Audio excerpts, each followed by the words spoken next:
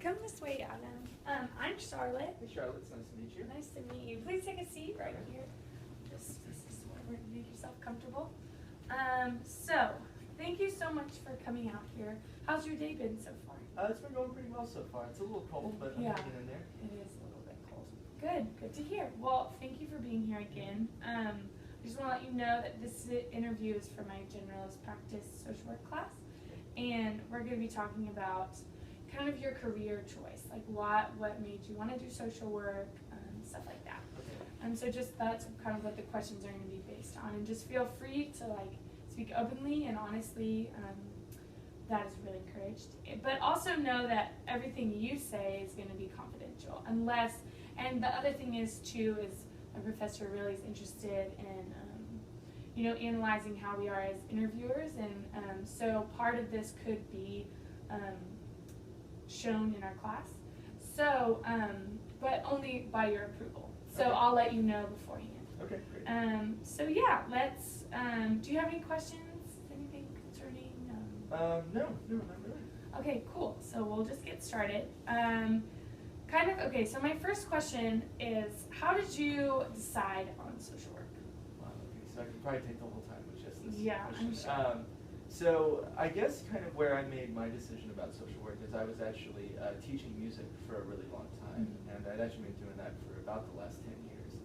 And over the course of probably about the last 4 or 5 years, teaching individuals privately, you develop a lot of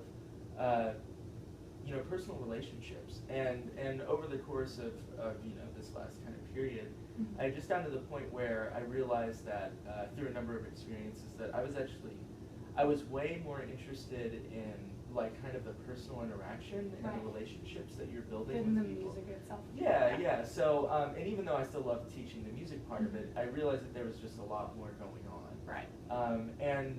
And I actually started to actively like kind of cultivate that other aspect of it. But there's only so far you can go like teaching music to kids. The second you start talking about like psychology and like class and stuff in a guitar lesson, it gets a little weird.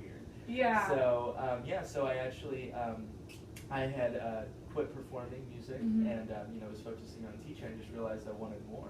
Yeah. And the more I kind of thought about it, and I started to consider coming back to school, and I actually planned on doing philosophy first. I was going to do a PhD in philosophy, and had a number of experiences that just made me realize like I wanted something that was more active and like engaged with people, and dealing with things that are more like kind of emotional and psychological.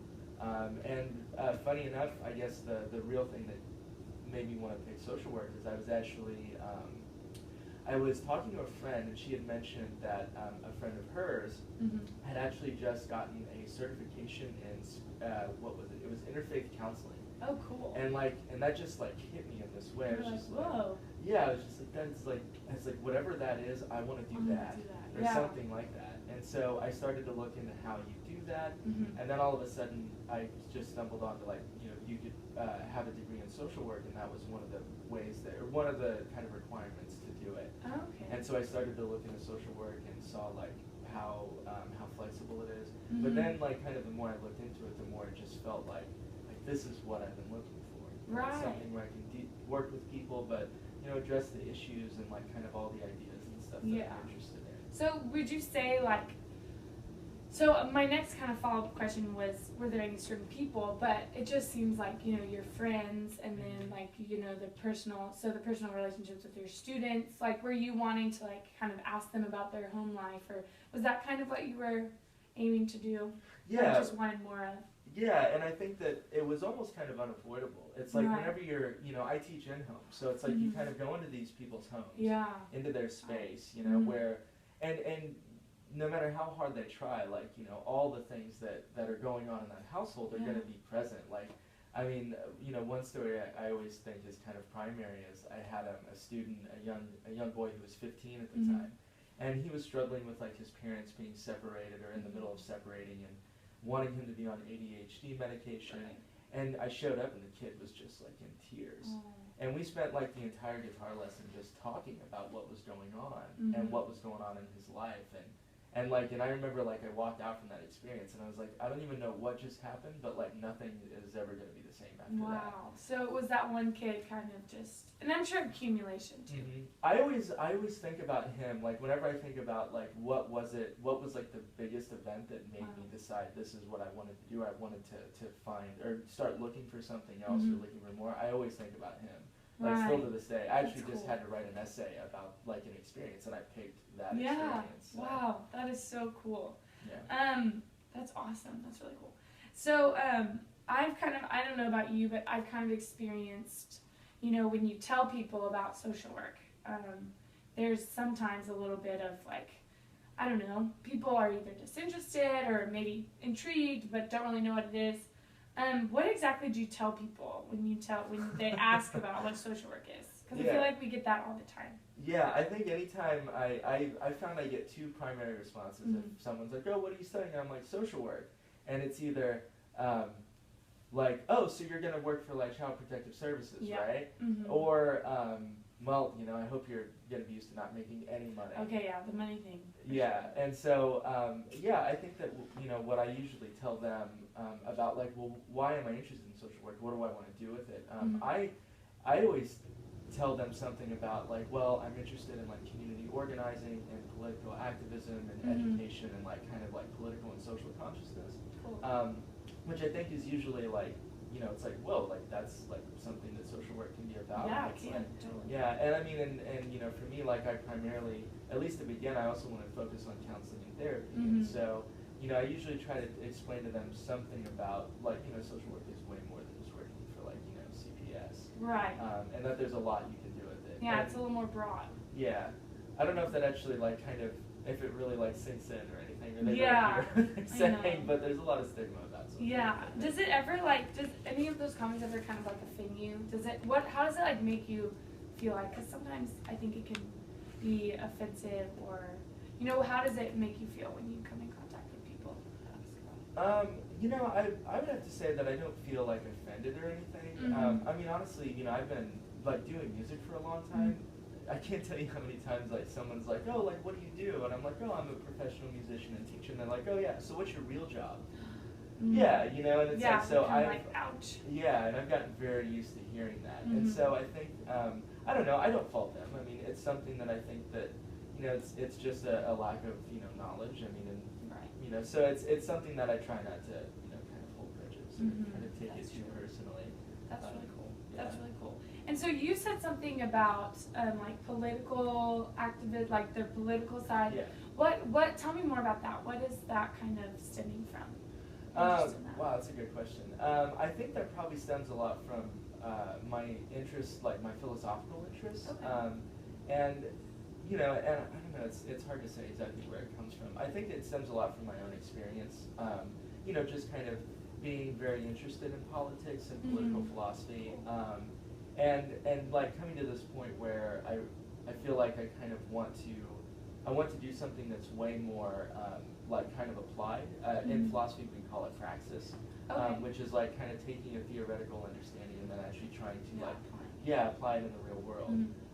And so I think that a lot of what that comes from is this feeling of, you know, my own experiences and then my, you know, the experiences I've had like interacting with others about like this sense of like marginalization and just kind of oppression, and it's something I've made it a point to like study on my own, and it's something that, you know, for me, I think that probably the most powerful thing that social work can be used for is creating these kind of cross-cultural like connections and relationships between people who are all struggling against similar things. You know, so whether it's, you know, somebody in like, I mean, take right now, like in Ukraine, you know, or somewhere else. And I think that what, you know, as Americans, what's really tricky to understand is how a lot of elements of like political like kind of oppression and stuff are actually present here. But they're very subtle, and they're very hard to kind of tweeze out like to spell out and show people about it. I know that like for me, me and my mom just watched 12 Years a Slave. Have you seen that? Not yet, but I'm going through this. It's really crazy because, you know, it's set in 18 something, but it's just crazy to think about, you know, there are still slaves and, you know, there are oppressed people and there are that kind of thing. Well, that's really cool. Because I feel like in social work you can gear it whatever way, you know, to the oppressed, to the stuff like like that. That's really cool. But so kind of a question that I had, and you kind of touched on it, but like, I know we always talk about like changing the world, and like I feel like even at UT, that's kind of a theme of our education, right? Yeah. So what about the world, like what do you want to change in the world? Like what kind of things do you want to fix or change? It's probably the bigger question is what don't I want to change? Yeah. I think that probably for me, at this point, what I would say like I'm intending to focus on is I've gotten very, very interested in social class and education specifically, and so I think that for me, like what I'm most interested in doing, and hopefully I'm going to be starting this in the next couple of semesters, I want to work on developing like a new approach to education that's going to be about this kind of like informing or kind of helping people develop like more social and political awareness. Okay. Because I mean, for me, I think that like maybe somewhat true to UT's motto that like like educating yourself and the amount of empowerment that you get from that, I think is like a really revolutionary force. Oh yeah, for sure. And I think that whenever you look at different kind of periods in history and like different events that have always kind of stemmed around like large scale social change. I mean, it always has to come from either some event that just pushes everyone to the point that you can't ignore it any longer. Right. Or I think that or people begin to learn more about like their context and like their history. And I think that it fundamentally changes you. And I think that honestly, like a big part of our education system and a big blind spot or weakness in it is the fact that like in a large way, like we don't look at learning in that way. Like we don't look at it as this kind of thing that's going to empower us to affect the world around us. It's just kind of like go to class, get the degree, get a job. It's not like what is the context, what is going on around us. Yeah, and I think it's a very different way to think about education, and it's been it's been thought about more at different times, but I think it's definitely not the norm now, and I think it's something that should be available to everyone, and really like specifically, I think it's even maybe most important for people like kind of, let's say, on the lower rungs of the ladder. People. I mean, I'm volunteering in a Title I school right now, and it's like the whole point is that these kids have. They have no other way to find like kind of the sense of like self-fulfillment and empowerment than like trying to educate themselves and learn. So do you think kind of stemming off the education part of it, like what are you kind of, do you ever feel like, okay, this, because it seems like such a big idea, it seems like it's a big goal of yours to like educate people and help them learn how to be aware and stuff. Do you ever like get nervous about like, okay, how am I going to implement this? Or, like, you know what I mean? Like, yeah. It's funny. I would say, I would say that like I've probably actually had the responses I get whenever I tell people like why I'm interested in social work and stuff. I usually don't take like the whole thing about like, oh, so you're just going to work for CPS. Yeah. But I notice that whenever I start talking about this, like, the number one thing people ask me is like, well, what does that look like? How are you actually going to do that? Yeah. And of course it's like, well, it's like I don't have like, like definite answers yet. It's like that's why I'm here. That's why I'm coming back to school is to try to figure that out. I mean, I have some like, general ideas. How well they're going to work, it's something, I just have to start trying. But I think that's one thing about social work that's really great is that like being out in the field and working with people, like you have to figure things out. Like there's trial and error, and it's a learning process. And so, it totally is. Yeah, well, this has just been really great to hear about what you're interested in and like hear about everything. But like, okay, so kind of my last final question is like, what keeps you from what is the one thing that keeps you going in social work? I would have to say that probably thinking of my experience, like the people I've met. And I think for me, it's feeling like, I feel like trying to keep like this perspective at all times, like in some way, like make it this really living, breathing thing. And, like whenever I'm like out, like I'm driving through Austin, and I see like people on the side of the street, or drive through a certain district and town, it's like, and trying to just like really make it this like kind of present, like felt experience that, like that, you know, it's like these people are real, like this is why I'm doing this, because of the things that I see, and I think it's easy to like just shut those things out, especially if they're uncomfortable, and for me, like trying to just always be aware that that is like always around me, and I'm always like kind of interacting with it, and just trying to stay conscious of it, you know, and I think as long as I feel like I'm staying conscious of it, it's something I feel passionate enough about that it feels like I don't feel like I'm not losing my motivation.